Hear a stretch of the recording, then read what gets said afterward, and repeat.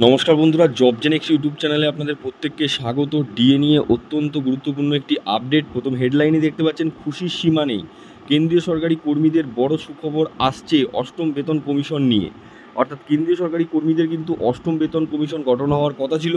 সেক্ষেত্রে অষ্টম বেতন কমিশন নিয়ে একটি গুরুত্বপূর্ণ আপডেট এই ভিডিওতে আপনারা জানতে পারবেন। তার আগে বলে রাখবো, যারা চ্যানেলে নতুন, চ্যানেলটিকে সাবস্ক্রাইব করে নেবেন এবং অবশ্যই ভিডিওটি লাইক করে সকলের মধ্যে শেয়ার করে দেবেন জনস্বার্থে।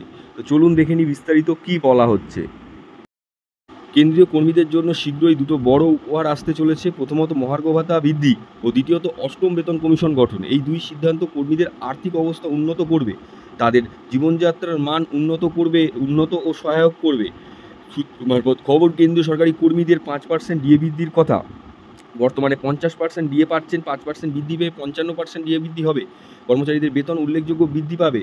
সরকার 30শে জুনের মধ্যে ডিএ 5% বাড়াতে চলেছে। এর মধ্যে 55% পৌঁছে যাবে কেন্দ্রীয় সরকারি কর্মীদের বেতন। উদাহরণস্বরূপ, কর্মীদের বেতন যদি 40,000 টাকা হয়, তাহলে ডিএ বৃদ্ধির ফলে তিনি প্রতি মাসে 2,000 টাকা বেশি পাবেন। এর মানে বার্ষিক 24,000 টাকা বৃদ্ধি পাবে।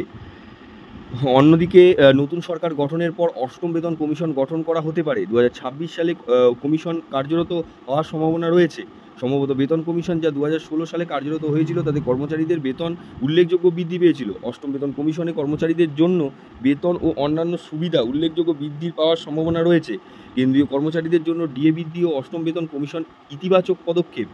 এটি তাদের আর্থিক অবস্থা উন্নত করতে এবং তাদের জীবনযাত্রার মান উন্নত করতে সাহায্য করবে। কর্মীরা এই দুই সিদ্ধান্তের জন্য অপেক্ষা করে রয়েছেন। আশা করা যাচ্ছে এটি তাদের একটি ইতিবাচক পরিবর্তন আনবে।